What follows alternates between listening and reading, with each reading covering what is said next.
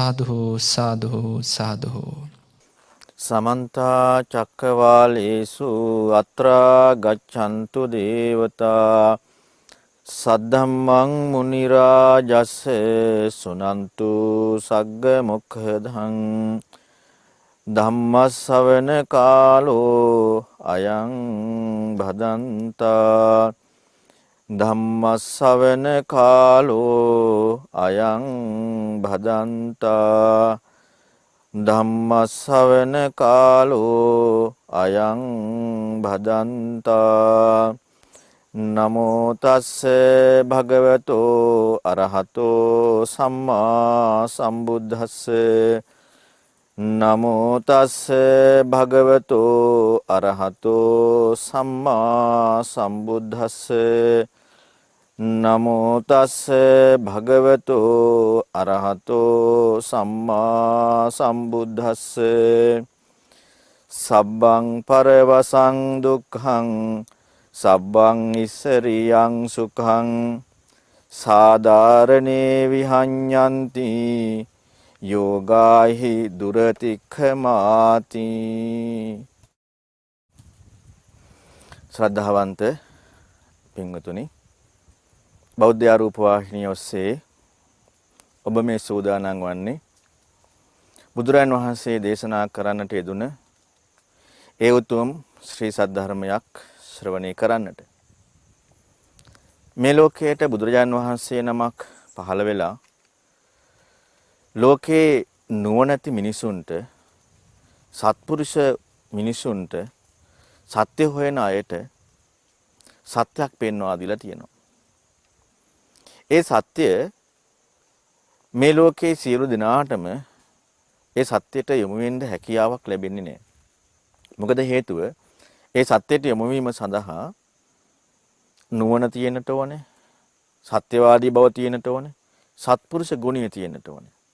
මෙන්න මේ සියල්ලක්ම යොමු වෙච්ච අය, මේ සියල්ලක්ම ඇති අය ඒ දහමට යොමු වෙනවා.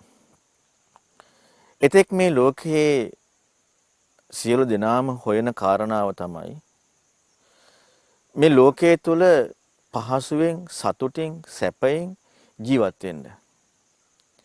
ලෝකයේ තුල සතුටින් ජීවත් වෙන කාරණා තුලදී කාමයේ ඔස්සේ සතුටින් ජීවත් වීම තියෙනවා. කම් සැපය ලැබෙනකොට ඒ කම් සැපයත් එක්ක මේ ලෝකයේ ආයි සතුට වෙනවා. ඒ වගේම තමයි කාමයේ ඉක්මවලා විමුක්තියක් හොයනවා කියන කාරණා මුල් කරගෙනත් ලෝකයේ තුලම යම් කිසි වූ දෙයක් සැනසීමක් ලැබුණ තැනදී, තමන් මේක අත්විඳින තැනදී ඒකෙනුත් මේ ලෝකයේ අය සතුටින් ඉන්නවා.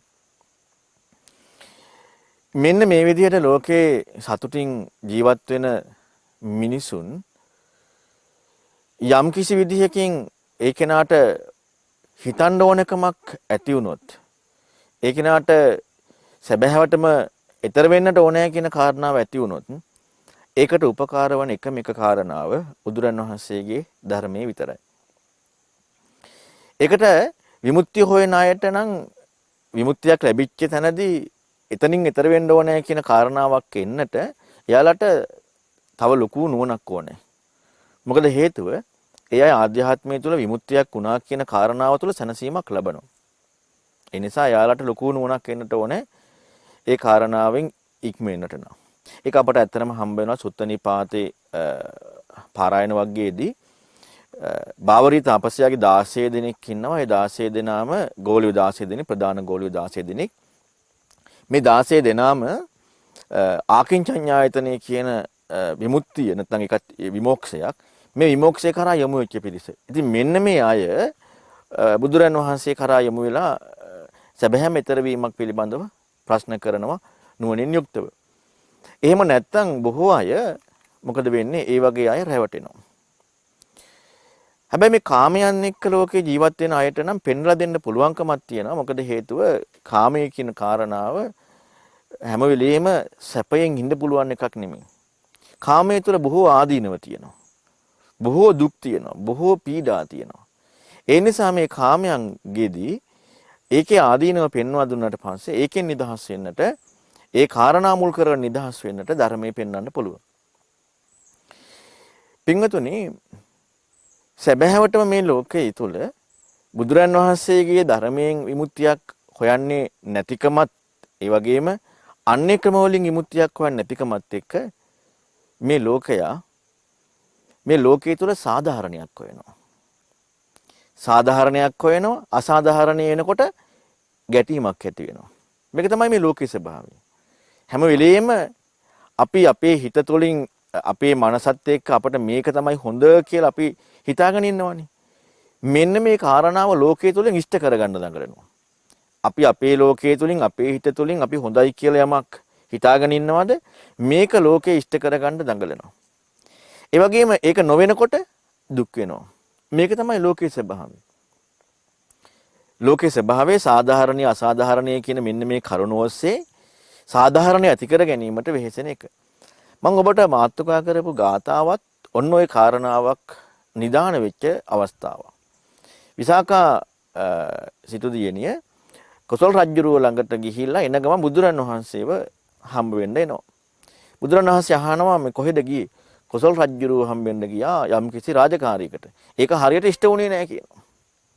ඒ අවස්ථාවේ බුදුරන් වහන්සේ නැති වෙච්ච උදාහරණයක් මේක.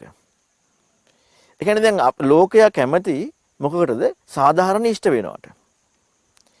බුදුරන් වහන්සේ මේ අවස්ථාවේදී මේ උදාහරණයක් කියලා කියන්නේ ප්‍රීති වාක්‍යය. මේ ලෝකයා හොයන හැවිල්ලේ තියෙන නිස්සාරත්වය එක බුදුරන් වහන්සේට උදාහරණයක් ඇති වුණා. ඒ තමයි සබ්බං පරවසං දුක්ඛං. අනුන්ගේ වසඟේ තියෙන සියල්ලම දුකක්. මම ඔබට මේක ගැඹුරින් පැහැදිලි කරලා දෙන්නම්. අනුන්ගේ වසඟේ කියනකොට අපට ලෝකේ මට්ටමින් කතා කරන්න පුළුවන්. යථාර්ථවාදීව කතා කරන්න පුළුවන්.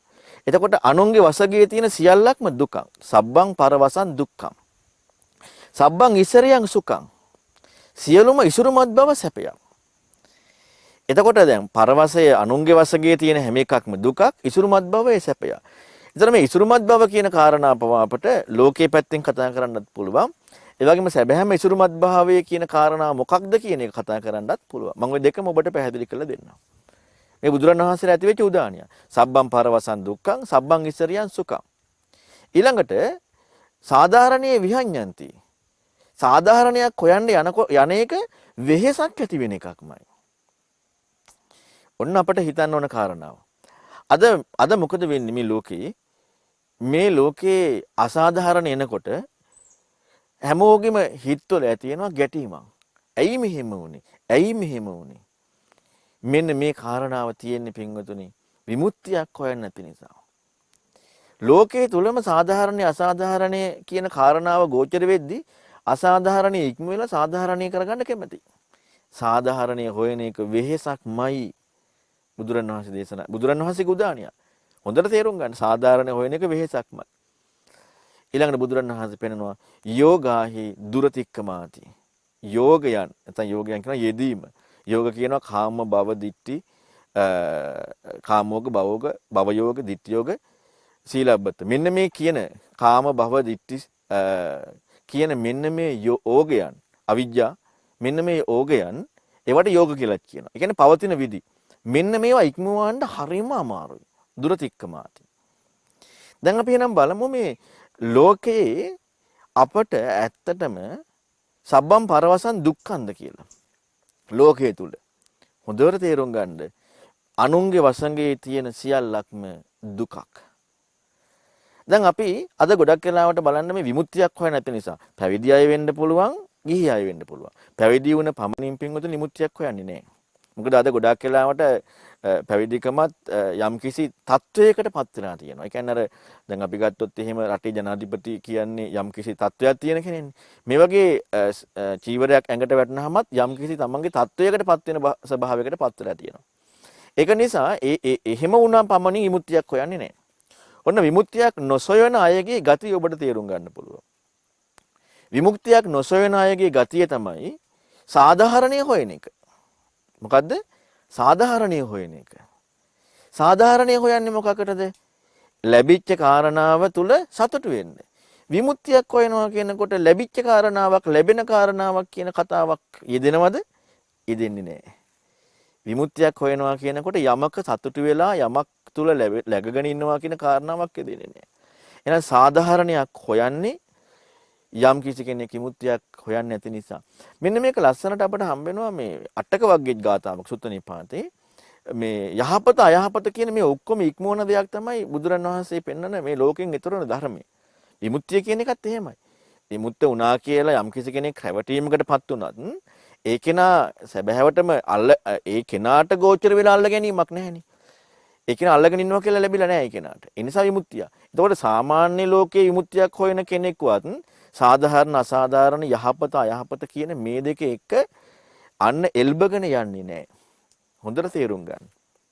එහෙම එල්බගෙන යන්නේ ලෝකයේ තුල අඩුම තරමේ අර ඉන්දිය සමාජයේ මේ මධ්‍යදේශික සමාජයේ තියෙන විමුක්තිකාමීත්වයවත් තියෙනවා නම් ඒ කරුණ හොයන්නේ නැහැ. ඊතර වෙන්න විමුක්ත වෙන්නමයි හොයන්නේ. එතකොට දැන් අපිට ලෝකේ මට්ටමින් ගත්තොත් සබ්බම් පරවසන් දුක්ඛං කියනකොට අපිට ඒක සාමාන්‍යයෙන් තේරෙනවනේ. ඒ කියන්නේ අනුන්ගේ වශයෙන් තියෙන ඒවා සියල්ලක්ම දුකක් කියන එක. දැන් වෙන කෙනෙක් පරිපාලනය කරනවා නම් වෙන කෙනෙක්ගේ වස්තුත්වයක් අපිට ඕනකමක් තියෙනවා නම් මෙන්න මේ සියල්ලක්ම ජීවිතේ දුකක් නෙමේද? අපට දුකක්. අනුන්ගේ වශයෙන් තියෙන සියල්ලක්ම දුකක්. එතකොට අපිට මේක ලෝකේ මට්ටමින් තේරුම් ගන්න පුළුවන්. මේ ලෝකේ මට්ටමින් තේරුම් ගත්ත දේවත් මේ ලෝකේ මට්ටමින් තේරුම් ගන්න තියෙන දේවත් යම්කිසි කෙනෙක් හිතන්නේ නැත්තම් සාධාරණයක් හොයන්න යනවා නම් ඒ අයට විමුක්තියක් හොයන අය කියලා කියන්නේ කොහොමද? ඒ අය විමුක්තියක් හොයන අය නෙමෙයි. ඒ කියන්නේ ලෝකයේ තියෙන කාරණාව එක්කවත් ඒක වටහා ගන්න බැයි නා. දැන් අද කාලේ එහෙම නම් අපිට ගොඩාක් වෙලාවට දිනවා අර මේ විදියට රට පාලනය කරන්නේ මේ විදියට කොවිඩ් පාලනය කරන්නේ මෙහෙම කියා අපි මේ පරවශයේ තියෙන කාරණාව අනුන්ගේ වශයෙන් තියෙන කාරණාව අපි ඒක මුල් කරගෙන සාධාරණ අසාධාරණ හොයන්න යන්නේ නැද්ද? සාධාරණ අසාධාරණ හොයන්න යනවා. ඒ කියන්නේ මේ විදිහට හොයන්න යනවා කියලා කියන්නේ මේ ලෝකයේ තියෙන කාරණා මුල් කරගෙනත් විමුක්තියක් කියන කතාවක් ජීවිතයේ ඉදිලා නැති නිසා නෙමෙයිද? ඉක්මෙන්න ඕනේ කියන කතාවක්ද තියෙන්නේ? ඉන්නා වූ අපට සාධාරණයේ ඉෂ්ට වෙන්න ඕනේ කියන කතාවද තියෙන්නේ? තියෙනා වූ රටට සාධාරණයේ ඉෂ්ට වෙන්න ඕනේ කියන කතාවද තියෙන්නේ? එහෙම නැත්නම් විමුක්ත වෙන්න ඕනේ කියන එකද? හොඳට හිතලා බලන්න. විමුක්ත වෙන්න ඕනේ කියන කාරණාව තියෙනවා නම් ඒ විදිහට සාධාරණ අසාධාරණ කියන කතාවත් එක්ක යාලා යොමු වෙන්නේ නැහැ. ඊළඟට තමයි අපි තව ටිකක් ඒක ඇතුළට ගිහිල්ලා බැලුවොත් එහෙම දැන් සබ්බම් පරවසන් දුක්ඛංනේ. අනුන්ගේ වශයෙන් තියෙන එක දුක. දැන් හොඳට හිතලා බලන්න මෙහෙම. අපට ඇහැට රූප පේනවා. අපට කනට ශබ්ද ඇහෙනවා. අපට නාසයට ගඳ සුවඳ ලැබෙනවා. අපට දිවට රස ලැබෙනවා. අපට කයට පහස මනසට අරමුණු ලැබෙනවා. රූප ශබ්ද ගන්ධ රස පහස අරමුණු කියන්නේ බාහිර දෙයක්ද නැද්ද? බාහිර දෙයක්. මේක ලස්සන කාරණාවක් තියෙනවා බාලිසිකෝපම කියන සූත්‍රයේ. සංයුත්ත නිකායේ. මාළුබාන එක්කෙනෙක් විලි කොක්කකට ඇමක් කමුණලා වතුරකට දානවා. දැම්මට පස්සේ මාළුවෙක් ඇවිදලා ඒ ඇම ගිලිනවා. ඇම ගිල්ලට පස්සේ දැන් මේ මාළුව ආයිති කාටද? ඒ මාළුව ආයිති මාළුබාන කෙනාට. දැන් මාළුවට ඕන දෙයක් කරන්න පුළුවන්ද? බෑ. එතකොට දැන් මාළුවාට සියලුම දේ මාළුවයි කටයුතු කරන්න පුළුවන් ඉන්නේ මාළු වැද්දට. ඇයි එහෙම වෙන්නේ කුමන් නිසාද? අර ඇම නිසා මාළුවට මාළුවගේ ස්වාධීනත්වය නැති වුණා. මාළුව පරවසඟයට ගියා. අනුන්ගේ වසඟයට මාළුවා ගියා. අනුන්ගේ වසඟයට මාළුවා ගිය නිසා ඒ මාළුවට කිසිදු විදිහකින් සැපක් එන්න බෑ. සබ්බම් පරවසන් දුක්ඛන්නේ. දැන් අනුන්ගේ වසඟයට ගියා. සැපක් එන්න විදිහක් නැහැ. බුදුරණවහන්සේ මේ උපමාවක් පෙන්වන්නේ.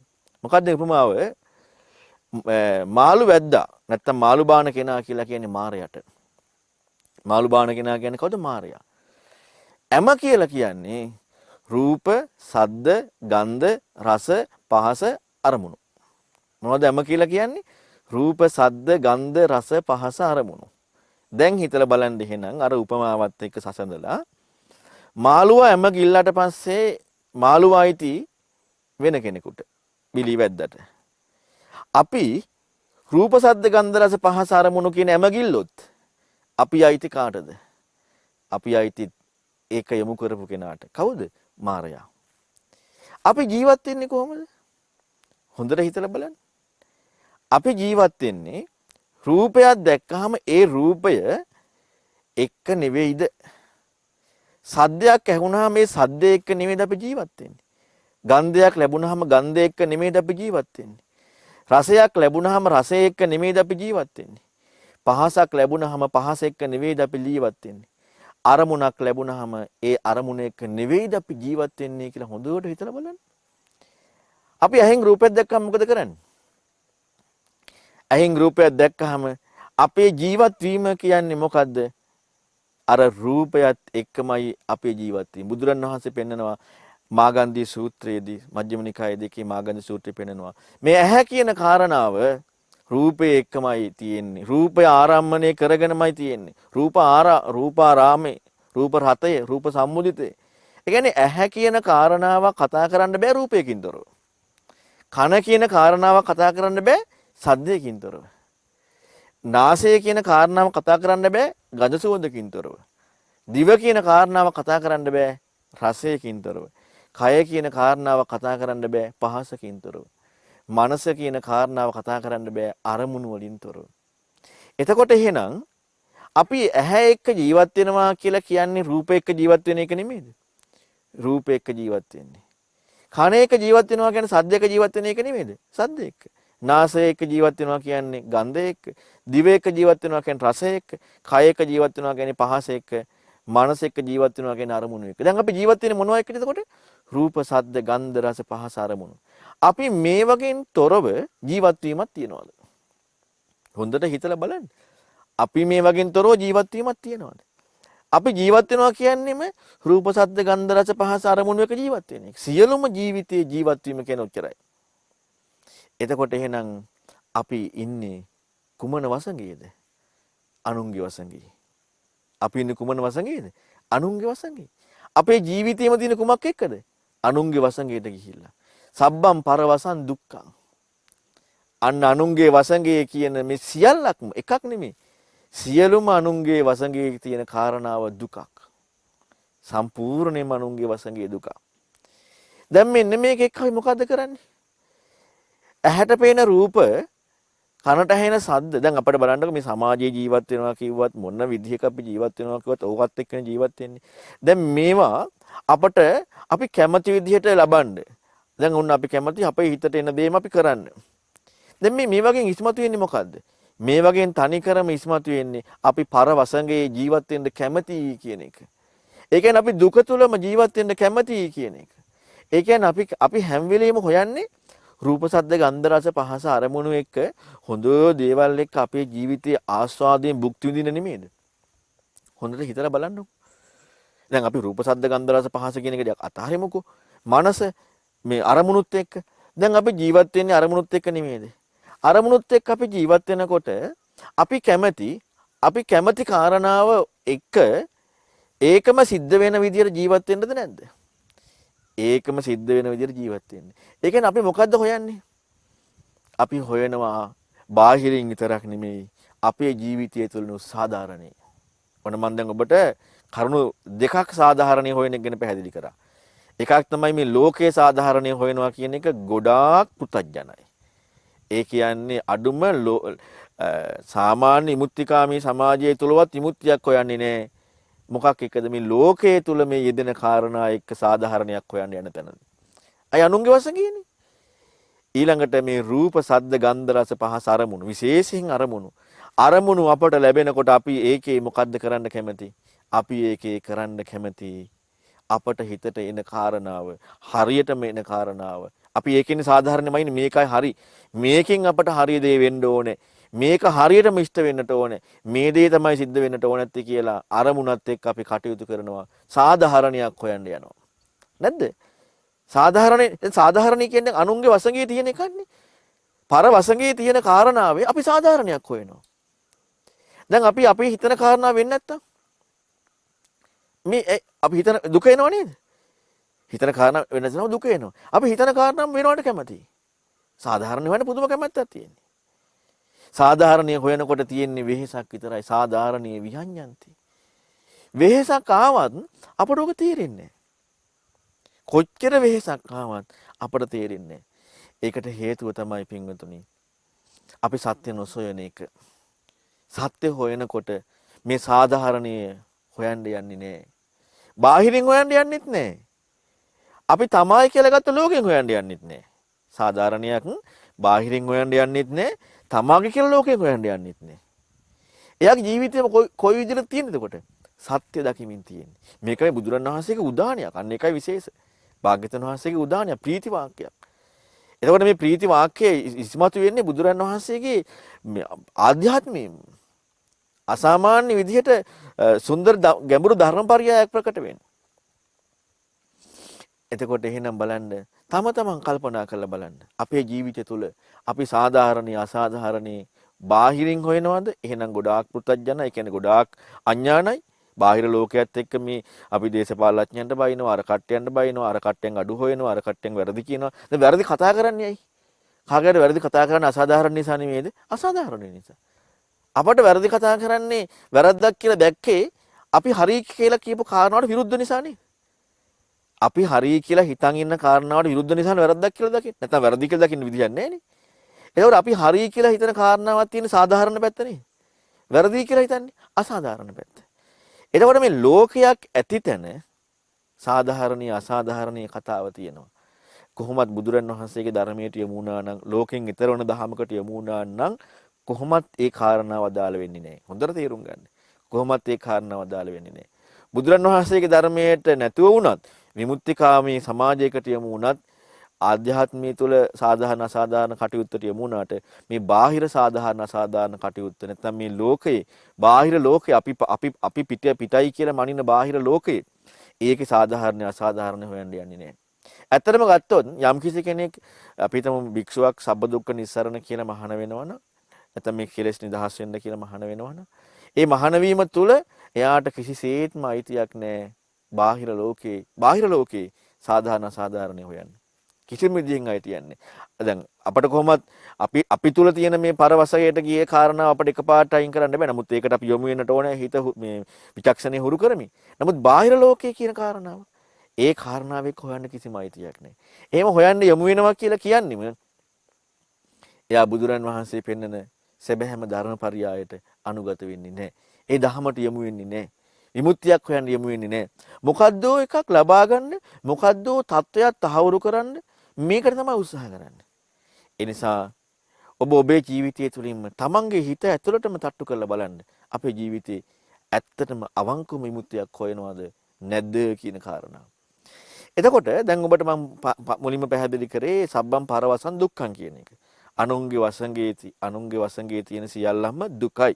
එතකොට මම ඒකෙන් ඔබට පැහැදිලි කරා ලෝකේ පරියාය තුලින් අනුන්ගේ වසඟේ තියෙන කාරණා දුකක් කියන එකත් අපේ ජීවිතයේ කියන කාරණාවේදී රූප ශබ්ද ගන්ධ රස පහස අරමුණු කියන්නේ මායයට අයිති විශේෂ. ඊළඟට බුදුරණවහන්සේ දේශනා තුළ ගොඩාක් පෙන්නනවා සීල සූත්‍රය ආදී ගොඩක් දේශනා තුළ මේවා අනුන්ගේ හැටියට දකින්න කියලා. ඇත්තටම අනුන්ගේ හැටියට දැකීමේදී තමා කියලා ඉන්න විදියක් නැති වෙනවා. අනුන්ගේ හැටියට දකිනකොට අපට යෙදෙන තැනදීම අනුන්ගේ හැටියට දකිනවා නම් තමාගේ කියලා ඉන්න විදියක් නැති වෙනවා. තමාගේ කියන කාරණාව ඉන්න එක නැති වෙන තැනදීම මොකද වෙන්නේ? අනුන් කියන කාරණාව කතාවත් ඉක්ම වෙනවා. අන්න ඒකට කියනවා බුදුරණවහන්සේගේ දහමත් එක්ක යමු වෙන මූලිකම ප්‍රතිපදාව වන සක්කාය දිට්ඨිය නැත්නම් සොකීයත්ව දැක්ම ඉක්මවීම. මොකද්ද? සක්කාය දිට්ඨිය ප්‍රහාණය. සොකීයත්ව දැක්ම ඉක්මවීම. නැත්තම් අපි හැම වෙලෙම කරන්නේ තමන්ගේ වසඟයට නැත්තම් අනුන්ගේ වසඟයේ තියෙන කාරණා එක්ක තමන්ගේ සාධාරණීත්වය එක්ක ජීවත් වෙන්න යන්නේ. අපි ඊළඟ දහම් පාඩේ බලමු. සබ්බං ඉස්සරියං සුඛං. සියලුම ඉසුරුමත් බව සැපයි. සියලුම ඉසුරුමත් බව සැපයි. ලෝකයේ තුල කාමයට එක්ක ලබන කොටත් ඉසුරුමත් බව සැපයි නේද? යම් කිසි කෙනෙක් ඉසුරුමත් බවක් කියන කාරණාව එක්ක යෙදෙනවා නම් ඒකේ පුංචි හරි ආස්වාදයක් නේ තියෙන්නේ. ඉසුරුමත් බව කියන කාරණා වෙනස් වීමෙන් ඒක දුකක් කොහොමත්. හැබැයි ඉසුරුමත් බව ලැබීම කියන කාරණාව ගත්තට පස්සේ ලෝකයේ තුලත් යම් කිසි හරි ආස්වාදයක් තියෙනවා. හැබැයි සැබෑම ඉසුරුමත් බව කියන්නේ මොකක්ද? සැබෑම ඉසුරුමත් බව කියන කාරණාවේදී එනම් පරවසේ දෙයක් නැති වෙන්නට ඕනේ නේ. දැන් අපිනේ ඉසුරුමත් බව කියලා කියන්නේ අපට සැබෑවම අපි ඒකෙන් තේජාන්විත වෙලා. අපට කිසිදු විදිහකින් බාහිර බලපෑමක් එන්නේ නැති තත්යකටපත් වෙලා. ඔන්නෝක තමයි සියලුම ඉසුරුමත් බව සැපක් වෙන්නේ. එතකොට එහෙනම් සැබෑම ඉසුරුමත් බව කතා කරන්න තියෙන්නේ කොයි කරුණු එක්කද කියලා අපට හොයන්න වෙනවා. ලෝකයේ තුලදීත් අපි හිතමු අපිට විශාල ධනයක් තියෙනවා නම් අපි ලෝකයේ මට්ටමින් ගතට පස්සේ හරි ඒක තමන්ගේ ඉසුරුමත් බවක්. ඒක සැපයක්. ඊළඟට අපි හිතමුකෝ තවත් ලෝකේ මට්ටමින් ගත්තාම ඇස කන නාසය දිවකය මනස එක තමන් හිතන දේ ඔක්කොම වෙනවා නම් තමන් කැමති දේවල්ම සිදු වෙනවා නම් ඔය දැන් සමහර දිවි ලෝක තියෙන්නේ ආභාසර දිවි ලෝක එහෙම සැපමනේ තියෙන්නේ. එතකොට ඒ වගේ කාරණාවලදී බාහිරදී සියලුම අරමුණු සියලුම දේවල් සැපයි. එතකොට මේ සියලුම දේවල් සැපයි කියනකොට එතකොට එයාලගෙත් එතන ඉසුරු බවක් තියෙනවා. ඒ සියල්ලම මොකක් එක්කද? ලෝකේ එක්ක. දැන් අපි බලමු ජීවිතයේ අර ඇත්තම කාරණාවක් විසුණුමත් බව කියන්නේ මොකද්ද කියලා. ඒ කියන්නේ දැන් රූප ශබ්ද ගන්ධ රස පහස අරමුණු කියන මෙන්න මේ කාරණාවන් පරවසගේ තියෙන දේවල් නම් ඒ එක්ක සාධාරණ අසාධාරණය හොයන්න යනකොට තියෙන දුකක් නම් ඒ කාරණා එක. අපි බලමු එහෙනම් ඒ කාරණාව නොයන තැනදී ඉසුරුමත් බව සැබෑම ඉසුරුමත් බව කියන්නේ මොකද්ද? ඒ කියන්නේ ඇහැ එක්ක කන එක්ක නාසය දිවකය මන එක්ක ජීවත් වෙද්දී පරවසඟයට නොයනවනම් හොඳට තේරුම් ගන්න. ඇහැ කන නාසය දිවකය මන එක්ක ජීවත් වෙද්දී පරවසඟයට නොයනවනම් පරවසඟයට නොයනවා කියන්නේ මොකද්ද එතකොට? රූප ශබ්ද ගන්ධ රස පහස අරමුණු එක්ක යන්නේ නැත්තම් අන්නේ ජීවිතයේ තුල සාධාරණ අසාධාරණය හොයන්න තියෙන ඉඩක් ලැබෙන්නේ නැහැ. අන්න ඒක සැබෑම ඉසුරුමත් බව. ඔය සැබෑම ඉසුරුමත් භාවය කියන කාරණාව කුමක්ද කියන එක තේරුම් ගන්න ඇත්තටම බුදුරන් වහන්සේගේ දහමට යමු වෙන්න වෙනවා. මොකද හේතුව එහෙම නැතුව අපි ඉසුරුමත් භාවය කියන කාරණාව මනින්න ගියොත් අහපව අපි තේරුම් ගන්නේ මනසට ආව අරමුණක් එක්ක නෙමෙයි. අහපව අපි තේරුම් ගන්නේ මනසට ආපු අරමුණක් එක්ක. මනසට ආපු අරමුණක් එක්ක අහපව තේරුම් ගන්නකොට ඒක පරවසඟේ නෙමෙයිද? ඒකත් පරවසඟේ. එහෙනම් ඒක දුකක් නෙමෙයිද? ඒකත් දුකක්.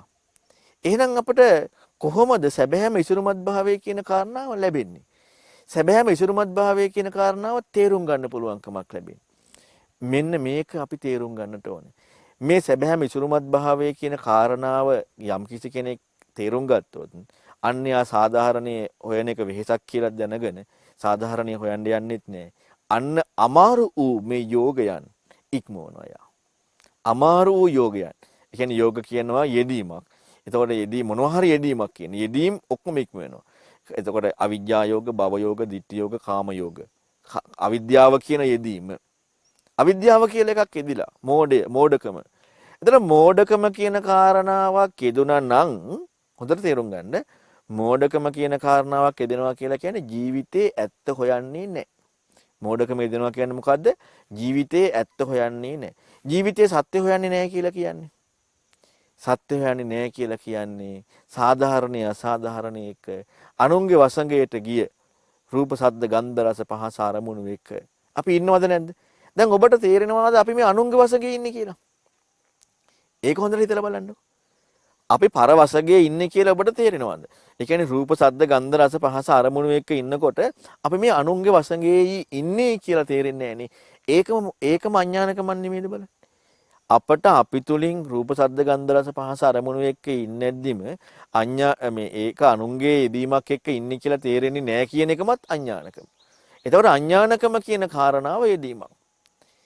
අඥානකම කියන කාරණාව යෙදීමක් වෙන වැඩපිළිවෙල තමයි අපි ඒ කාරණාව හොයන්නේ නැහැ. යෙදිච්ච කාරණාව රූප ශබ්ද ගන්ධ රස පහස අරමුණු එක්ක අපි ඉද්දි එක්ක ඉන්න කාරණාව හොයන්නේ නැහැ. ඒකට කියනවා පිරිසිදු හොයන්නේ නැහැ කියලා. හොයන්නේ නැති නිසා මොකද වෙන්නේ? අපි හේතුව ප්‍රහාණය කරන්නේ නැහැ, නිරෝධය සාක්ෂාත් කරන්නේ නැහැ, මාර්ගයක් භාවිතා කරන්නේ නැහැ. මේකට නේද අවිද්‍යාව කියන්නේ. බුදුරණවහන්සේ වෙන අවිද්‍යාව කියන්නේ දුක්ඛය අඥානං, සමුදය අඥානං, නිරෝධය අඥානං, මග්ගය අඥානං. එතකොට අපි එහෙනම් ඒවත් එක්ක ඉන්නවා කියන අඥානකම නෙමෙයිද ඉන්නේ? අඥානකමේ ඉන්නේ. දැන් මොකද තියෙන්නේ? කොහෙද ඉසුරුමත් බව? සැබෑම ඉසුරුමත් බව කෝ? සපක් ලබන්න. සැබෑම ඉසුරුමත් බවක් නැහැ. ඊළඟට හිතලා බලන්නකෝ භවය. භවය කියන්නේ පැවැත්ම. දැන් ওই කාරණාව කියනකොටම පින්වතුනි අපි ජීවත් වෙනවා කියන්නේ රූප ශබ්ද ගන්ධ රස පහස අරමුණ නැත්නම් ඇස කන නාසය දිවකය මනස මේවා එක්ක අපි ජීවත් වෙනවා කියලා කියන කාරණාවම පැවැත්මක්ද නැද්ද? පැවැත්මන්නේ. ජීවත් වෙනවා කියන එකම පැවැත්මක්. පැවැත්මක් කියන කාරණාව එක්ක ඉන්නවා නම් ඒක ඉක්මව දැන් ඒකයි බුදුරණස් වෙනන්නේ යෝගාහි දුරතික්කමා කියලා. ඒ කියන්නේ මේක ඉක්මවන්න හරිම අමාරුයි. බලන්න මේ කරුණ කියනකොට මේ අපට යම් සේයාවක් එන්නේ නැද්ද එහෙනම් ඒ බුදුරන් වහන්සේගේ ධර්මයේ කොච්චර සුන්දරයිද කියලා. දැන් අපි ඉන්නේ මේකනේ. එහෙනම් මේ ඊතරවනවා කියන කාරණාව කොච්චර සුන්දරයිද? අසාමාන්‍ය සුන්දර භාවය. අපි පරවසඟයට ගිහිල්ලා ඉසුරුමත් බවයි කියලා හිතාගෙන ලෝකේ සාධාරණයක් හොයමින් මොකද වෙන්නේ? අන්න අර යෝගයන් ඒ යෙදී මික්මුවන් නැතුව අඥානකමේ ඉන්නවා, පැවැත්මේ ඉන්නවා. ඊළඟට දකින්න විදි තුල ඉන්නවා. ditthi yoga. දකින්න අපි අපට ආවේනික වූ දකින්න විදියක් එක නෙමෙයි දෙන්නේ. ඔකට කියනවා සුඛියත දැක්ම කියලා. දකින්න විදියක් එක්ක ජීවත් වෙනවා කියන්නේ තම තමන්ට ආවේනික සුඛියත දැක්මක් තියෙනවා. ඔකට තමයි කියන්නේ සක්කාය දිට්ඨිය කියලා. දැන් ඕකත් එක්ක අපි යෙදිලාද නැද්ද? යෙදිලා. යෙදිලා මොකද කරන්නේ? ඕකත් එක්ක යෙදිලා තියෙද්දි පරවසඟයට ගිහිල්ලා ඉසුරුමත් බවක් කියලා හිතාගෙන සාධාරණ අසාධාරණේ කරමින් අසාධාරණ ඉක්මවමින් සාධාරණීය කරන්න හොයමින් අපි ලෝකේ ජීවත් වෙනවා. දැන් විමුක්තියක් හොයයිද? විමුක්තියක් හොයන්නේ නැහැ. විමුක්තියක් හොයන කෙනා ඒ සාධාරණ අසාධාරණය හොයන්න යමු වෙන්නේ නැහැ. මොකද හේතුව? අන්න අර යෝගයන් යෙදීම ඉක්මවන වැඩපිළිවෙලකට යමු වෙනවා. ඊළඟට කාමයන්. කාමයන් කියලා කියන්නේ මොකද්ද? කාමයන් කියලා කියන්නේ රූප, සද්ද, ගන්ධ, රස, පහස. ඉෂ්ඨකාන්ත මනාප රූප, සද්ද, ගන්ධ, රස, පහස කියන මෙන්න මේ කාරණා එක්ක සංකල්පමීය බැඳීම. මේකට කියනවා කාමය කියලා. දැන් කාමයන් නික්මවන්නේ කවුද? කාමයන් ලෝකයේ මට්ටමින් දැන් අපි කියනවා අපි කාමයේ එක්ක නැහැ, අපි කාමයේ එක්ක නැහැ කියලා. අද සමාජයේ බොහෝ අය කියන්න හුරු වෙලා තියෙනවානේ. අද ගොඩක් අයට හිතනවා පැවිදි වුණාට පස්සේ කාමයන් නැහැ කියලා. අද සමාජයේ ගොඩාක් ඔක කියන්න හුරු වෙලා තියෙනවා. කාමයන් නැති වෙන්නේ මොකද්ද? විවිච්ඡේව කාමීහි විවිච්ඡ අකුසලේහි ධම්මේහි සවිතක්කං සවිචාරං විවේකජං පීතිසුඛං පඨමජ්ජහනං උපසම්පජ්ජ විහෙරති. ලෝකයේ තුල යම් කිසි කෙනෙක් ජීවත් වෙද්දී කාමයන් නික්මවනවා නම් කාමයන් එක්ක ජීවත් වෙන්නේ නැත්නම් එයා ඉන්නේ මොකක් එක්කද? පළවෙනි ධ්‍යානෙ එක්ක. කාමයන් එක්ක ඉන්නේ නැත්නම් එයා ඉන්නේ පළවෙනි ධ්‍යානෙ එක්ක. බුදුරන් වහන්සේගේ ධර්මයක යම් කිසි කෙනෙක් කල්යාණ මිත්‍රයෙකුට යමු වෙලා විචක්ෂණය කරන්න යමු වෙලා හිටියානම් ඒකත් පළවෙනි ධ්‍යානය ලැබීමකින් තොරව läග ගැනීමකින් තොරව සිදුවෙන පළවෙනි ධ්‍යානය. ඒක පෙන්නනවා උද්දේශ විභංග සූත්‍රය. ඒක පළවෙනි ධ්‍යානය, දෙවෙනි ධ්‍යානය ආදී වශයෙන් විග්‍රහ කරනවා. එතකොට ඒකත් පළවෙනි ධ්‍යානය. හැබැයි යාට ලැබිලා නැහැ. එහෙනම් අපට ක්‍රම දෙකක් හම්බ වෙනවානේ. එකක් තමයි කාමයන්ගෙන් ඉක්මවෙනවා කියන කාරණාවේදී පළවෙනි ධ්‍යානයට යමු වෙලා ඉඳීම. එහෙම නැත්නම් අපේ ජීවිතයේ රූප, ශබ්ද, ගන්ධ, රස, පහස කියන මෙන්න මේ කාරණා තමයි මනස තමයි පිළිසරණ කරගෙන ඉන්නේ. ඒතර අපි මනසින් හිතන්නේ මොනවද? ඔබ කවුරු හරි හිතනවද බලන්න ඇස, කන, නාසය, දිව, කය කියන කරුණු වලින් නොගත්ත දෙයක් මනසින් හිතන කෙනෙක් ඉන්නවද? හොඳට හිතලා බලන්න. එහෙම කෙනෙක් නැහැනේ. ඇස, කන, නාසය, දිව, කය මනසින් නොගත්ත දෙයක් මේ පහෙන් නොගත්ත දෙයක් මනසින් හිතන කෙනෙක් නැහැ. ඒ පහ නැතුව මනසේ ස්වභාවය කතා කරන්නේ අරූප සමාපatti විතරයි. මේ අරූපේ විමෝක්ෂ. ඒක මහවේදර සූත්‍රය පැහැදිලි වෙනවා. අනිත් සියලු දෙනාටම තියෙන්නේ රූප, සද්ද, ගන්ධ, රස, පහස එක්ක හිටපු මනසේ ක්‍රියාකාරීත්වය. මනස තමයි මේ ඔක්කොගෙන් භුක්ති විඳින්න. ඒක අපිට හම් වෙන උන්නා බ්‍රාහ්මණ සූත්‍රයේදී. එතකොට එහෙනම් අපේ ජීවිතේ අපි ජීවත් වෙනකොට මනසත් එක්ක කාමයන් එක්කද නැද්ද ඉන්නේ? අපි හිතන්නේ කාමයේ කියනකොට අර ලෝකයා දකින සල්ලාලකමනේ. අර නිකන් අර ලෝකයා දකින සල්ලාලකම අර ඕනට වඩා තෘෂ්ණාව එක්ක අර නිකන් මේ ඇදිලා යන එක අපි ඔච්චරනේ දකින්නේ. අපි ඒක වෙනම කාරණා. ඒක තමයි විසම ලෝභය. ඒක විසම ලෝභය. කාමයේ කියලා කියන්නේ කාමයේ නැති කාරණාවක් කතා කරන්න තියෙන්නේ එක්ක පළවෙනි ධ්‍යානෙ. එහෙම නැත්නම් නිවැරදිවම කල්යාණ මිත්‍රයේ කියන කාරණාවට සම්පූර්ණයෙන්ම අනුගත වෙලා විචක්ෂණ සීලී බවත් එක්ක ඉන්න ගතිය. අන්න එතකොටත් පළවෙනි ධ්‍යානයේ කියන කාරණාව යෙදිලා හැබැයි යා ලබලා භුක්ති විඳින්නේ නැහැ. ඒක උද්දේශිබංග සූත්‍රයේ හම්බ වෙනවා. අජ්ජත් සම්ටිත වෙලා නැහැ, ආධ්‍යාත්මෙ පිටලා නැහැ කියලා. එතකොට එහෙනම් දැන් අපි යෝග එක්ක නැද්ද? ඉන්නවනේ. දැන් යෝග කියලා ගන්නකොට යෙදීම් කියලා ගත්තාම අවිද්‍යා යෝගයේත් ඉන්නවා. භව යෝගයේත් ඉන්නවා. ditthi යෝගයේත් ඉන්නවා. කාම යෝගයේත් ඉන්නවා. දැන් මේ යෝග හතරෙම ඉන්නවා. දැන් මේක ලේසි වේද දුරු කරන්න? අමාරුද ලේසිද? අපි ලේසි කියලා හිතනවා නම් අපි ආයෙත් යන්නේ මොකකටද බලන්නකො. ආයෙත් අපි අර අරමුණක් එක්ක යන්න නෙමෙයිද යන්නේ. ලේසි කියලා හිතනවා නම් බුදුරන් වහන්සේ එහෙනම් වැරදිලානේ මේක කියලා තියෙන්නේ. නේද? යෝගාහය දුරතික්ක මාති කියලා බුදුරන් වහන්සේ කියන්න ඕනේ නැහැ නේ එහෙනම්. බුදුන් වහන්සේ කියන්නේ බෑ. හරි ලේසියෙන් මේ යෝගයන් ඉක්මවනවා කියලා. දුරට ඉක්මාති. අමාරුයි කියන මේක ඉක්මවන්න. මේ යෝගයන් ඉක්මවන්න පුළුවන්කමක් ලැබෙන්නේ මොකක් එක්කද? අර සැබෑම ඉස්සරිය සැබෑම ඉසුරුමත් භව ලබන සැපය මේ බුදුරන් වහන්සේට අදාළ ධර්මයේ තුලින් ඊතර වීමේ ලබන සැපයෙන් විතරයි. සමාජයේ තියෙන විමුක්තිකාමීත්වයෙන්වත් ඒක ලැබෙන්නේ නැහැ. හොඳට තේරුම් ගන්න. ඒ කියන්නේ අන්‍යය හොයන විමුක්තිකාමීත්වයෙන්වත් ඒක ලැබෙන්නේ නැහැ. අන්‍යය හොයන විමුක්තිකාමීත්වයත් එක්ක අර ලෝකයේ කියන්නේ සාමාන්‍ය මේ පරිපාලන ලෝකය පරිපාලන ස්වභාවය ඊළඟට මේ දේශගුණ ස්වභාවයත් එක්ක සිදුවෙන විපර්යාස මෙන්න මේ කරුණු එක්ක කාරණාවට යොමු වෙන්නේ නැහැ සාමාන්‍ය මුත්‍යයක්වත් හොයනවා නම් පුතඥ මුත්‍යයක්වත් හොයනවා නම් සැබෑම බුදුරණවහන්සේගේ මුත්‍ය හොයනවා නම් ඒක කොහොමත් වෙන්නේ නැහැ ඊළඟට ඇස කන නාසය දිවකය මනසත් එක්ක ගෝචර වෙන රූප ශබ්ද ගන්ධ රස පහස අරමුණු කියන පරවසයේ තියෙන කාරණා එක්ක läගගෙන ඒක සාධාරණීකරණය කරන්න අසාධාරණයේ ඒකත් එක්ක ඉක්මවන්න යන්නෙත් නෑ ලෝකයෙන් මෙතර වෙනවා සාධාරණයේ අසාධාරණයේ කියන මේ දෙකම ඉක්මවීමක් ලෝකයේ ඉක්මවද්දී ලෝකයේ තියෙද්දි නේද සාධාරණ අසාධාරණේ දැන් අපිට මේ සාමාන්‍යයෙන් අපි ගත්තත් මේ ලෝකයක කියන කාරණාවක් තියෙදි සාධාරණ අසාධාරණේ තියෙනවා ඇස කරනාසී දිවකය මනසගත් එක්ක ඉද්දිත් සාධාරණ අසාධාරණේ තියෙනවා. අපි හිතමුකෝ මෙහෙම ඔන්න මේක උපරිම මට්ටම ලෝකේ පැත්තෙන් අපි බලමුකෝ. යම් කිසි කෙනෙක් ඉන්නවා විමෝක්ෂ වලට ගිහිල්ලා. ඒ කියන්නේ විමෝක්ෂ කියන්නේ ආකාසානංචායතනේ, විඥානංචායතනේ, ආකින්චඤ්ඤායතනේ, නේව සංඥා, නා සංඥායතනේ. මෙන්න මේ අසාන්ත විමෝක්ෂ. මෙන්න මේ විමෝක්ෂයකට ගියාට පස්සේ එයාලා කැමති ඒ විමෝක්ෂයේ ඉන්නමනේ කැමැත්ත තියෙන්නේ. දැන් ওই විමෝක්ෂයෙන් ඉක්ම වෙනවා කියන කාරණාවේදී එයාලා කැමති දෙයකට අකමැතිද? අකමැති. එතකොට එහෙනම් එයාලා විමෝක්ෂය තුළ සිටීමේ කැමැත්තත් එක්ක බලනකොට ඒ සාධාරණයට නෙමෙයිද එයාලා ජීවිතය ගත කරන්නේ. ඒ සාධාරණයක. හැම වෙලෙම මේ විමෝක්ෂයට යමු වෙන්නේ. මෙන්න මේ සියලු අරුබුද ඉක්ම වෙනවා බුදුරයන් වහන්සේගේ දහමට යොමු වීමේදී. මෙන්න මේක ඔබට තේරුම් ගන්න පුළුවන් ලස්සන කාරණාවක් තියෙනවා මදුපිණ්ඩික සූත්‍රයේ.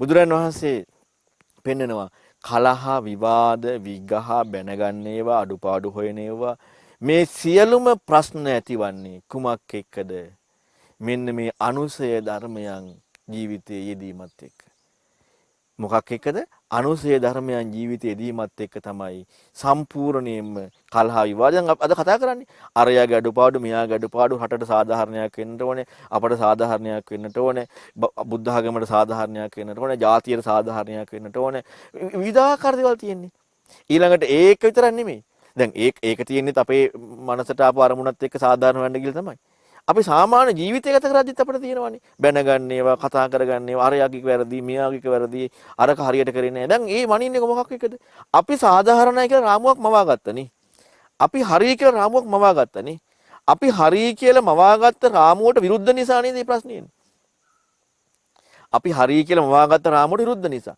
මේ සියල්ලංගෙම තියෙනවා මොකක්ද අනුසය කියලා කියන්නේ මේ යම් කාරණාවකට ඉඩ ලැබිලා තියෙනවා දැන් සියුම් යට තියනවා කියන එක නේ මේක අපේ සිංහල භාෂාවේ වචනයක් නේ අනුසය කියන ඒකේ තේරුම. දැන් මේක මෙතන අනුසය කියලා කියන්නේ මාගධි භාෂාවෙන්. එතකොට සිංහල භාෂාවෙන් අනුසය කියන්නේ සියුම්ම තියනවා කියන එක. නමුත් මෙතන මාගධි භාෂාවේ. එතකොට අනුසය කියලා කියන්නේ යම්කිසි කාරණාවකට ඉඩක් හම්බෙලා තියෙනවා. මොකක්ද? ඔන්න ඒ අනුසය පෙන්නනවා එතන කාම අනුසය, ඊළඟට භව රාග අනුසය, රූප රාග අනුසය, ditthි අනුසය, විචිකිච්ඡා අනුසය, අවිජ්ජා අනුසය. මෙන්න මේ විදිහට අනුසය පෙන්නනවා. මෙන්න මේ කාරණා යෙදෙනවා නම් මේ ප්‍රශ්නේ තියෙනවා. මේ කරුණු යෙදෙන්නේ නැති වෙන්නට මොකක්ද විය යුත්තේ කියලා. ඒ මදුපිණ්ඩික සූත්‍රය ලස්සනට පෙන්නනවා. මේ කාරණාව සිද්ධ වෙන්නේ මේක පෙන්වන්නේ මහා කච්චාන ස්වාමීන් වහන්සේ බුදුරණවහන්සේත් විග්‍රහ කරනවා ඊට පස්සේ ඇස ඇති කල්ලි, කන ඇති කල්ලි, නාසය ඇති කල්ලි, දිව ඇති කල්ලි, කය ඇති කල්ලි, මනස ඇති කල්ලි. මෙන්න මේවා ඇති කල්ලි මොකද වෙන්නේ? ඇස ඇති කල්ලි, රූප ඇති කල්ලි. හොඳට තේරුම් ගන්න. ඇස ඇති කල්ලි, රූප ඇති කල්ලි ඇස දැනගන්නවා. දැන ගැනීමක් යුක්ත වෙනවා. කන ඇති කල්ලි, ශබ්ද ඇති කල්ලි කන දැන ගැනීමක් යුක්ත වෙනවා. නැද්ද? බලන්න හොඳට හිතලා. ඇස ඇති කල්ලි, රූප ඇති කල්ලි ඇස දැන ගැනීමක් යුක්ත වෙනවා. සිද්ධ වෙනවා. කන ඇති කල්ලි, ශබ්ද ඇති කල්ලි ශබ්ද දැන ගැනීමක් යුක්ත වෙනවා.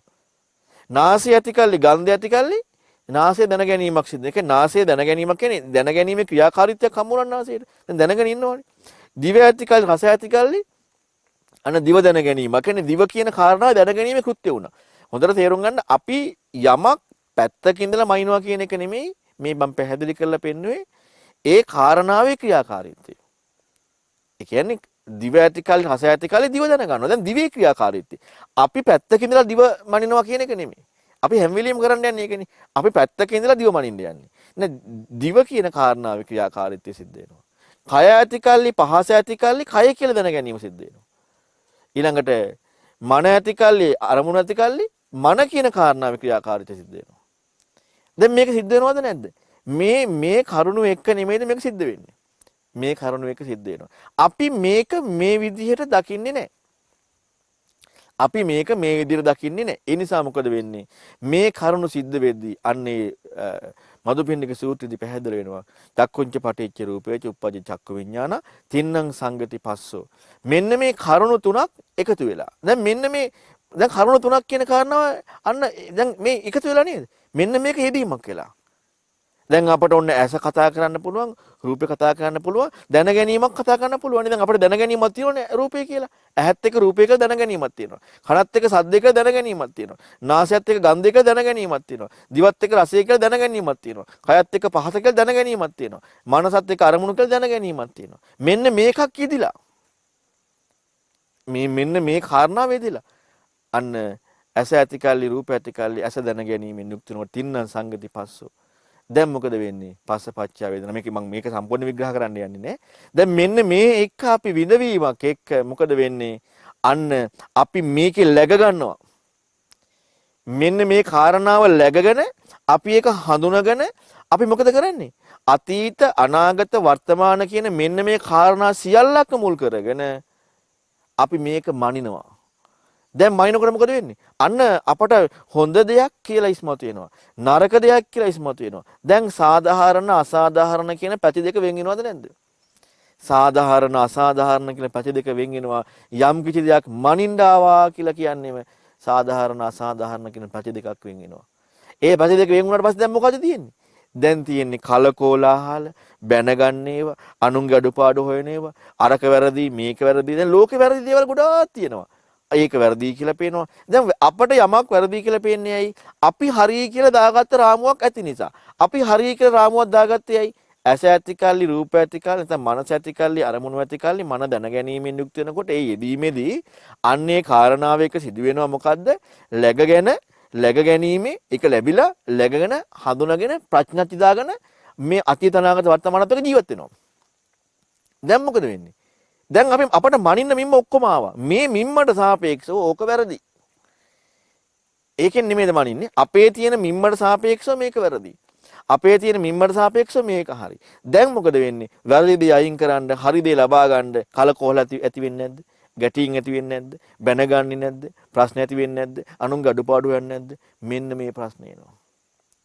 මෙන්න මේ ප්‍රශ්නය ඉක්මවන්නට එහෙනම් මදුපිණ්ඩික සූත්‍රයෙන් පැහැදිලි වෙනවා. ඇස නැති කල්ලි රූප නැති කල්ලි ඇස දැන ගැනීම නැහැ. මන නැති කල්ලි අරමුණු නැති කල්ලි මන දැන ගැනීම නැහැ. අන්න යෙදෙන්නේ නැහැ, läග ගන්නෙ නැහැ, ඉක්මවනවා. දැන් නැති වෙන්නේ කොහොමද? දැන් අපිට නිකන් නැති වෙන්න බෑනේ. දැන් ඔබට පුළුවන්ද හොඳට හිතලා බලන්න මෙන්න මේ යෙදීමක් නැති වෙන. ඒ කියන්නේ සැබෑම මම මේ පැහැදිලි කරන්නේ සැබෑම මේ සැපය කියන කාරණාව. ඉසුරුමත් බව සැබෑම අධිපති බව ඉසුරුමත් බව කියන කාරණාව. මෙන්න මේක ඔබ කරන්න යනකොට තනියම තමන්ම මේක තනියම කරන්න පුළුවන් දෙන්නෙක් විතරයි මේ ලෝකේ ඉන්නේ.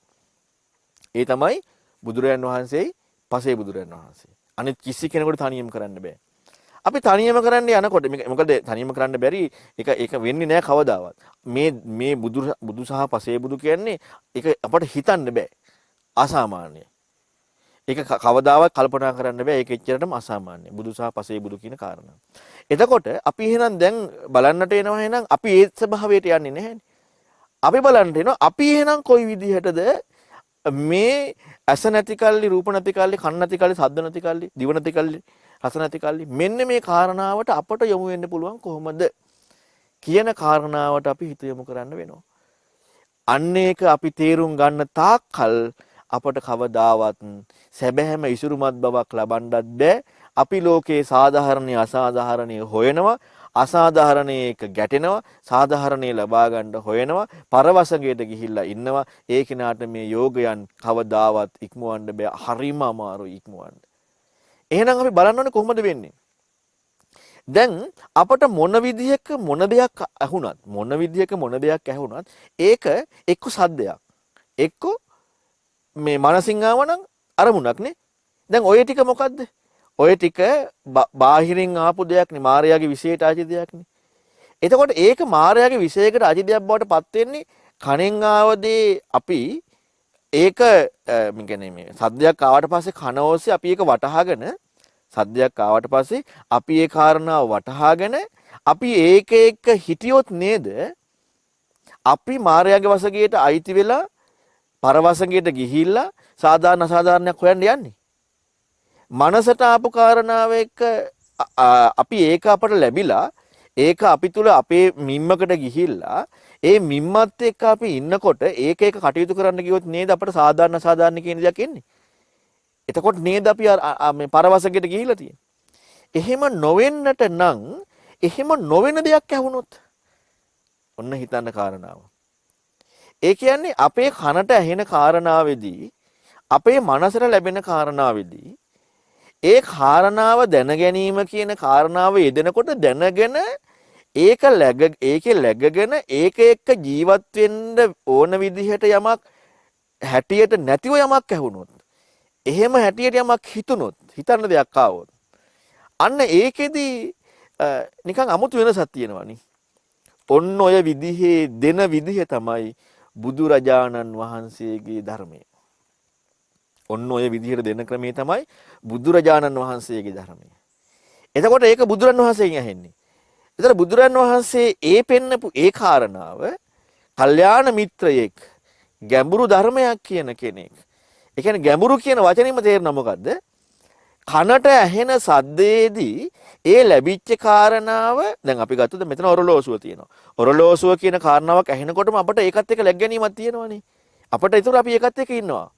හැබැයි ඇහෙන කාරණාව අපිට කියන්නේ අපි ලෝකේ ඉන්න නිසා ලෝකේ පරියායෙන් අපිට දැනගන්න වචන ටික හැබැයි ඒකේ අර්ථයක් තියෙනවනේ. මෙන්න මේ අර්ථය එක්ක ඉන්න විදිහක් නැහැ. ඒකෙන් ඉස්මතු වෙන පිටින් ඇහෙන සද්දේදී ඒ එන අර්ථයක ඉන්න අපිට අපි පැත්තෙන් මනින්න විදිහක් නැහැ. දැන් අපේ පැත්තෙන් මැන්නොත්නේ ප්‍රශ්නේ ඉන්නේ. මනින්න විදිහක් නැහැ. මනසට ඒ අරමුණක් හැටියට අපි හිතමු සද්දයක් හැටියට ධර්මයේ ඇහිලා අරමුණකින් ඒක එනකොට අන්න මනසින් ඒකට අර්ථාන්විතව මැනීමක් එන්නේ නැහැ. හැබැයි සත්‍යයක් නැති කාරණාවක් කෙනෙක් මේක සත්‍යයක් නැති කාරණාවකදී කවුරුත් හිතන්නේ නැහැ නේ ඒක. ඒක නිකම්ම එතනදිම අසාධාරණ කියන කාරණාවත් එක්ක අතහැරලා දාන එකනේ කරන්නේ. හැබැයි සත්‍යයක්. මෙන්න මේ කාරණාව යම්කිසි කෙනෙකුට ඇහුනොත් ධර්මය ඒ වගේම මෙන්න මේ කාරණාව හිතෙන්න ගත්තට පස්සේ එහෙනම් ඒ කාරණාව අයිති උනේ Tamanට ලැබුණේ නැති එකක්, Tamanට නිර්වචනය කරන්න බැරි එකක්. හැබැයි අපට වෙන කෙනෙක්ගෙන් ඇහිලා. දැන් මෙන්න මේක එක්ක හිතන්න ගන්නකොට ලැබෙන කාරණාවක් එක්ක නැතුව මේ කාරණාව එක්ක හිතන්න ගන්නකොට අපේ පැත්තේ අපි දකින රාමුවෙන් දාන්න ඉඩක් නැති වෙනවා. මේකට කියනවා මොකක් කියලාද?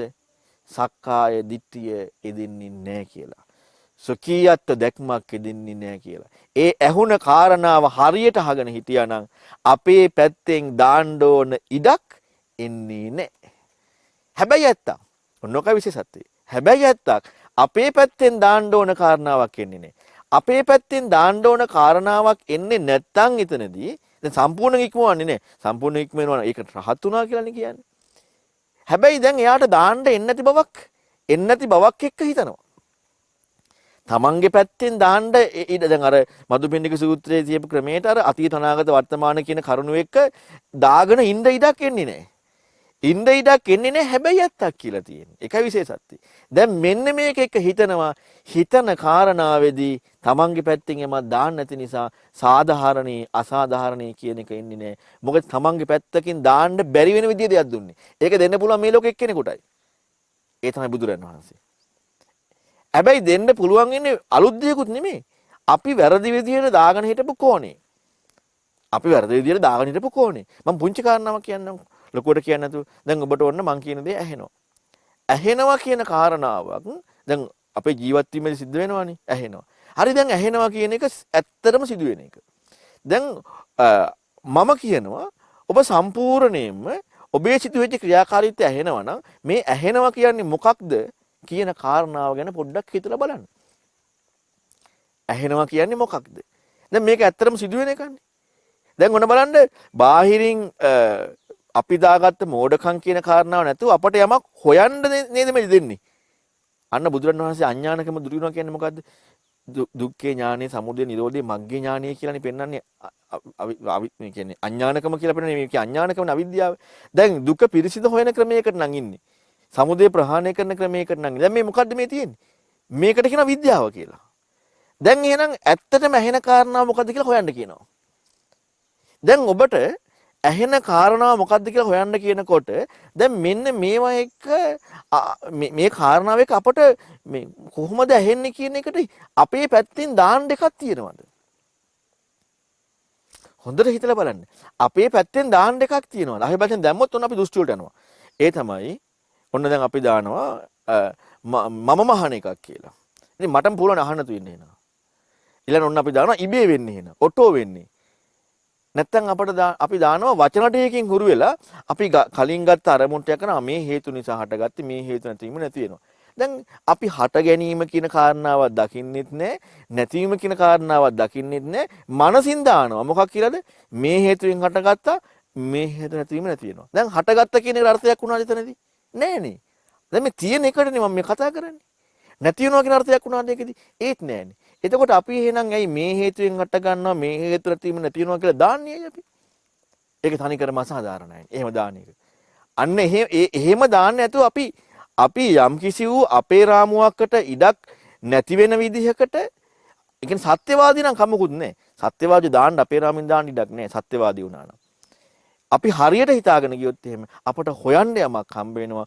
හොයන්න යමක් හම්බ වෙනවා කියන කාරණාව තුලම තමයි අපට ඊතර වෙන ඥාණය තියෙන්නේ. අන්න ඒ කාරණාවක් හොයනකොට ලැබීමක් කියන එක වෙන්නේ නැහැ. අභිනන්දති, අභිවදති, අජ්ජෝසාය තිට්ඨති. එහෙම දෙයක් ඇති බව läග ගැනීමම තමයි දුක්ඛ සමුදය. දුකේ හට ගැනීම ඒ කාරණාවක් ඇති බව ලැබීම. එතකොට ඇති බව ලැබීමම කියන කාරණාව නැහැ කියලා ගත්තොත් ඇහෙද්දි නැහැ කියන්න බෑනේ. ඇහෙද්දි නැහැ කියන්න බෑ. ඇහෙනවනේ. එහෙනම් නැහැ කියලා ගන්න බෑ. හෙවීමේ කෘත්‍යයේදී මොකද වෙන්නේ? ඇති බව හෝ නැති බව කියන කතා දෙකම යෙදෙන්නේ නැහැ. ඇති බව කියන කාරණාව ලැබෙන්නේ නැහැ විචක්ෂණශීලී බව වෙනකොට. අන්න වෙන කෙනෙකුට නැමිච්ච නිසා, වෙන කෙනෙකුට අනුගත වෙච්ච නිසා, වෙන කෙනෙකුට යොමු වෙච්ච නිසා තමයි ඒ කෙනා දුන්න කාරණාව ගැඹුරු වෙච්ච නිසා තමයි කල්යාණ මිත්‍රයාට අනුගත වෙච්ච නිසා, බුදුරන් වහන්සේට අනුගත වෙච්ච නිසා මොකද වුනේ? ඒ හිතන ක්‍රමේදී සුඛීයත්ව දැක්මක් එන්නේ නැහැ. අන්න කන කියන කාරණාවේ කතාව, ඇහැ කියන කාරණාවේ කතාව, නාහෙ දිව කය මන කියන කාරණාවේ කතාව, මේ කතාව යෙදෙන්න ඉඩක් නැති ස්වභාවයටපත් වෙනවා. අන්න චක්කුස්මින් අසති රූපේ අසති අන්න නැති ස්වභාවය. හැබැයි නැති බව ලැබුණා කිව්වොත් මනසෙන් හම්බෙලා නේ. හොඳට තේරුම් ගන්න. දැන් අපි ඇස කන නාසය දිව කය මනස නැහැ කියන එක අරමුණක්ද නැද්ද? ආය අරමුණන්නේ. අද ගොඩක් කියලාවට පණින්නේ ඔන්න ඔතෙන්දනේ. ඇස කන නාසය දිව කය මනස නැහැ කියනකොට ආය අරමුණකින් ලැබිලා මනස. එහෙනම් නැහැ කියන එක බොරුවන්නේ. අපි හැම වෙලෙම අද නෑ කියන පැත්තට ගිහින් තියෙන්නේ තවත් වූ අරමුණක් තිබිලා. එහෙම වෙන්න බෑ. එහෙම වෙන්නේ නැතුව සැබෑවටම අර විදිහේ විචක්ෂණීය යමුනොත් අන්න කල්යාණ මිත්‍රයෙකුට නැමිලා ඒ ඇහෙන ධර්මයේ ගැඹුරු දෙයක් ඒ එක්ක යමු වෙච්ච නිසා ඒක ලැබෙන දෙයක් වෙන්නේ නැහැ. ඒ හිතන විදියත් එක්ක මොකද වෙන්නේ? අන්න ඊතර වෙනවා. අන්න එතකොට ලෝකෝත්තර ප්‍රතිපදාව. ඒක තමයි සැබෑම ඉසුරුමත් භාවයේ ලබන සැපය. එතකොට සෑම දෙයක් ඔස්සේම ජීවිතයේ සත්‍ය හොයනවා නම් යථාර්ථය හොයනවා නම් සියලුම ඉසුරුමත් බව කියන එක සැපයි. අන්න යාට මේ ඉක්ම ලෝකේ ඉක්මවන්න පුළුවන්. එතකොට මේ සාධාරණ අසාධාරණ කතා කිසි දෙයක් හෙදෙන්නේ නැහැ. ඒ නිසා හොඳට තේරුම් ගන්න මම ඔබට අවසානයේදී ගොඩක් ගැඹුරු කරුණු ටිකක් පැහැදිලි කරේ. අපි මේ ලෝකේ සාධාරණ අසාධාරණ හොයන්න දඟලනවා කියලා කියන්නේම අපට විමුක්තිකාමී හැඟීමක්වත් නැහැ කියන එක. ජීවිතය තුළදී අපි මේ අපේ ආධ්‍යාත්මීය පැත්තත් එක්ක සාධාරණ හොයන්න යනවා කියන කාරණාව තුලක් තියෙන්නේ. බුදුරන් වහන්සේගේ ධර්මයේ එක්තර වීම ප්‍රතිපදාවට යොමු වීමක් නැහැ. අපි පරවසඟයට ගිහිල්ලා ඉන්නේ. ඉතින් ඔතෙන්ටපත් වෙන්නේ නැතුව සත්‍යවාදීව, සත්පුරුෂව, ඥානවන්තව මේ බුදුරන් වහන්සේගේ ධර්මයට යොමු වෙන්න ඔබ උත්සාහ කරන්න. ඉතින් ඒ සඳහා මම ඔබට මේ පුරා හෝරාවකට ආසන්න කාලයක් මුළුල්ලේ දේශනා කරන්නට යෙදුන මේ දේශනාවද උපකාරයක් කරගන්නවා කියලා අදිෂ්ඨානයක් ඇති කරගන්න. අද දවසේදී බෞද්ධ රූපවාහිනිය ඔස්සේ ඔබට මේ ධර්ම දේශනාව සඳහා දායකත්වයෙන් කටයුතු කරන්නේ අතුරුගිරියේ පදිංචි මංජුල නාගහවත්ත සහ මාලිකා ජාතුන් ආරච්චි මහත්මිය විසින් මීට තෙමසකට පෙර අභාව ප්‍රාප්ත පත්මා නාගහවත්ත මෑණියන්ට හා SD නාගහවත්ත පියාණන්ට DN ජාතුන් ආරච්චි පියාණන්ට ප්‍රේමාවති ජාතුන් ආරච්චි මෑණියන් ඇතුළු පරලෝක සැපත් පවුලේ ඥාතිත මිත්‍රාදීන්ට පින් අනුමෝදන් කිරීම සඳහා එවැගේම අපගේ ධර්මදේශක ආනන් වහන්සේ වන අතිපූජ්‍ය අලව්‍ය අනෝමදසි ස්වාමින් වහන්සේට නිදුක් නිරෝගී චිරජීවනයත් නිවනින් සැනසීම පිණිසත් හේතු වේවා. එවැගේම ජීවත්ව සිටින පවුලේ සියලු දෙනාටත් සෙත් ප්‍රාර්ථනා කරනවා. ධර්ම ශ්‍රවණය කරන සියලු දෙනාට සියලු යහපත උදා වී නිවනින් නිවීම පිණිසම හේතු වාසනා වේවා කියලා පුණ්‍යානුමෝදනා කරනවා. ඉතින් මේ රැස් කර ගන්නට යෙදුන සියලු පුණ්‍ය ධර්මයන් සියලු දෙවියෝ අනුමෝදන් වෙත්වා උතුම් නිවනින් සැනසෙත්වා.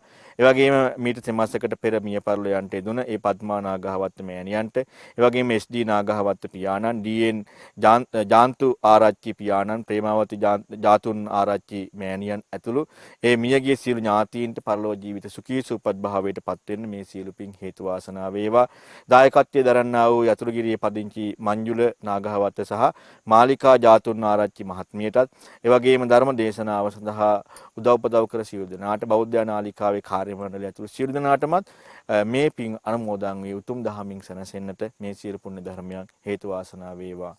ආකාසට්ඨා ච බුම්මට්ඨා දේවා නාග මහිද්దికා පුඤ්ඤන්තං අනුමෝදිත්වා චිරං රක්ඛන්තු ශාසනං.